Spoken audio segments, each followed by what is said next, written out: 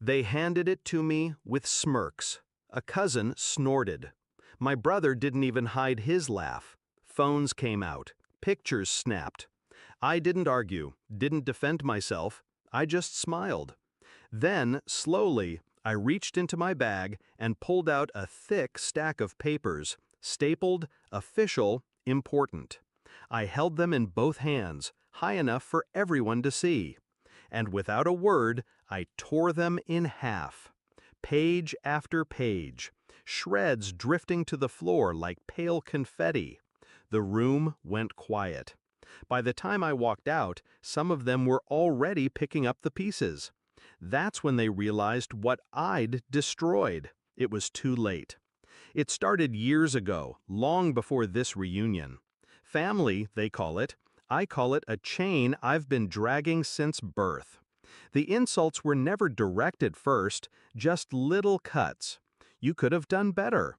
Why can't you be more like your brother? The bar was always moving, always just beyond my reach. But I kept showing up. Birthdays, weddings, funerals. I brought gifts, paid tabs, took days off to help when pipes burst or cars broke down. I thought that's what you did. You give, you hold them up, you keep the peace. Turns out, they saw kindness as weakness. The shift was slow. A cousin borrowing money just until next payday and never returning it. My sister asking for help with her mortgage while mocking my job in the same breath. And then the will. When my father died, the estate was mine to divide. He'd left it to me to handle fairly. Fairly. That word rotted in my mouth. They circled me like vultures, each with a reason they deserved more. I could have kept it all. The paperwork was clear, but I didn't. I gave them shares that made them rich overnight. Their gratitude lasted less than a week. The breaking point came last year. I'd paid for a rental house by the lake, a week for all of us to be together. Food stocked, bedrooms assigned, every detail arranged. I thought maybe, just maybe, this time it would be different. But they mocked the menu, complained about the beds.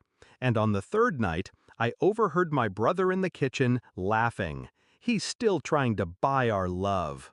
Someone else replied, cheaper than therapy. I didn't walk in. I didn't shout. I just stood in the hallway, the light from the fridge spilling across the floor, and I made a decision. No more. The will, the trust, the business shares.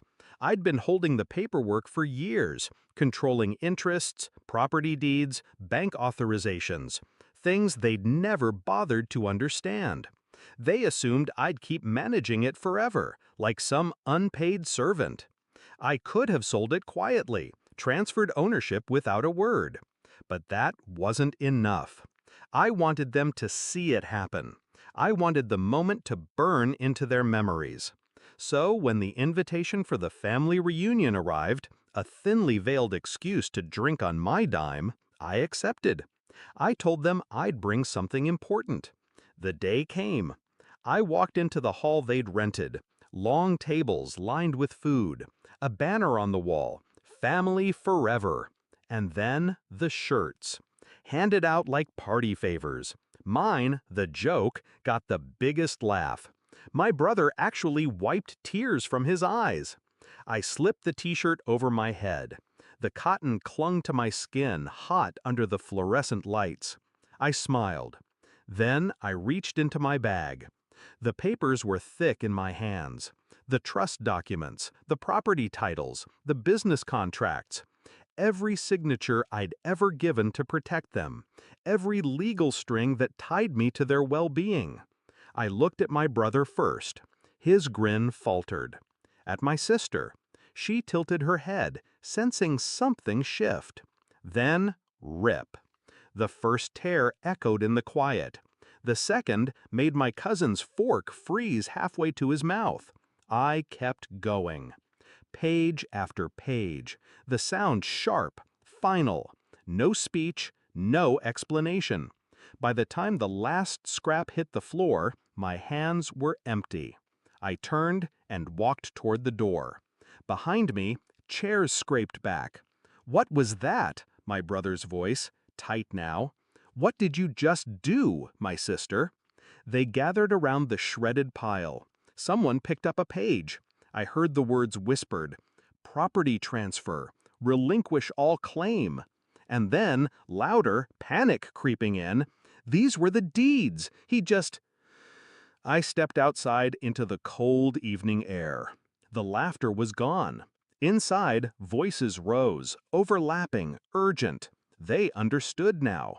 No more free vacation homes. No more rental income from properties I managed. No more dividends from the business I kept afloat. No more safety net. They had mocked the one person holding it all together. And now I had let go. People like to think revenge is about rage. It's not. It's about patience, precision, choosing the moment when silence will cut deeper than shouting. As I walked away, I didn't feel anger. I felt light, free. They'll spend months trying to undo what I did in minutes. They'll fight each other over scraps.